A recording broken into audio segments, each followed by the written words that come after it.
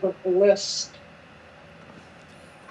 doesn't look horrible, but it is. Doesn't look horrible, but doesn't look great. Yeah. They remember they're paying their Christmas bill for their water. It's kind of It's right around where we're used to seeing it. Also, the figures are going to be higher because we raised our rate. Right. Right. But everyone's getting their warning letters at the 60 days and their turn-offs at 90. So we posted a bunch of turn-offs today?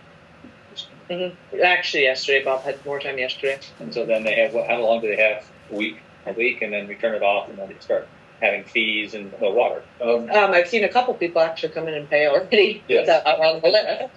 yes, this from the ones that we turned off after they'll probably be one that gets turned off. It's one that's only there in the summer, and this happened before, so I'm thinking it would be one Yeah. that turned off. Yeah. So have you had to turn off any occupied homes? No, that's what I'm saying. I'm thinking of the 7 we delivered yesterday. One is not occupied, it's not even a home. It's a spot around the lake, and we'll go someday kind of thing. And it happened last year too. They have meters in that, so they're going to try. Yeah. Then there are 3 that are over 90. They looks like they've already been turned off, and they'll certify. Sometimes the house is. Yeah, those are sewer. Yeah, those are sewer. Yeah, so we can't turn them off. Can't take anything like that. Our only recourse is certify them in July. Which was the case with LID, but So probably if it's sewer, it's like they have water from another system. Correct. Yeah, if their account starts with the 2000, we do not serve water to them. So if we turn their water off, my question going to be, I lost my train of thought. I'm sorry. I think what you're saying is, well, if they have both water and sewer, the funds go towards sewer first, and then we can turn our water off if they're behind. Well, that system's good. Yeah. But, do they still get billed while they're turned off? Yeah. Yep. So there's no advantage to not paying your bill. I know. It's such a conundrum to me. Well, because you say on the notice it says, this is the balance of your account. It must be brought current in order to do it. So that includes current charges, correct, Jesse? Yep.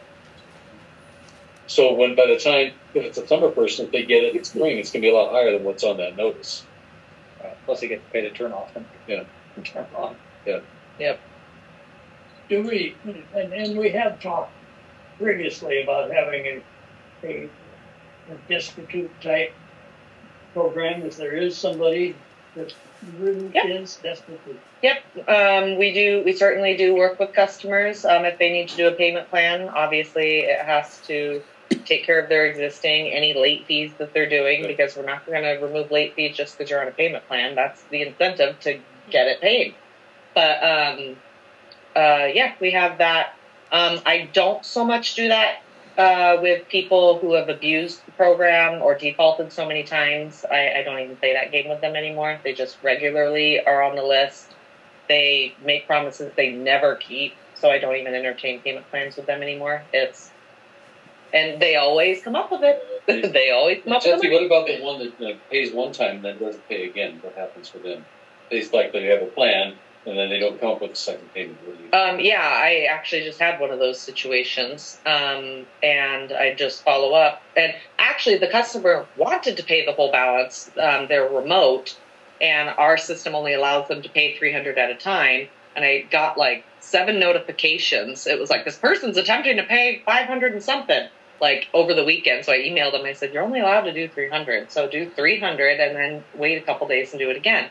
Then he got distracted, and I had to follow up with an email. I'm like, hey, where? And he's like, I'm sorry. Came in Wednesday, paid. Why is that a regulation? I don't know. It's out of my control. Is that a software issue, maybe? It's the billing software company, and they're... I think it's kind of like the gas pump where you just can't go and take $1,200 a gas. It's out of my control. I can't change it. It's what they do. But I do communicate. If I get a notice like that, I follow up in an email with the customers and let them know. So, yeah.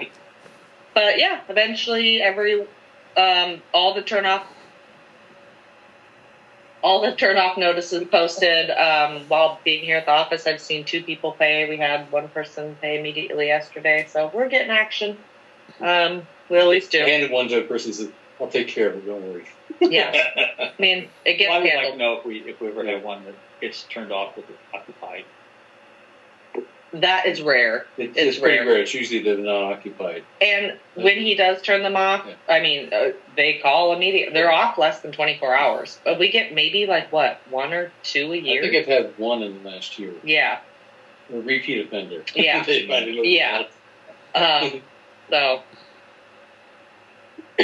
All right. That line automatically paid before you send me the bill. Yeah. And then I Agreed. and like these ones that are already turned off, they're snowbirds. They're gone. yeah, They don't care. They'll take care of it when they come back, as always. All the while incurring late fees. So let's I know. review the bail. Not a lot of movement.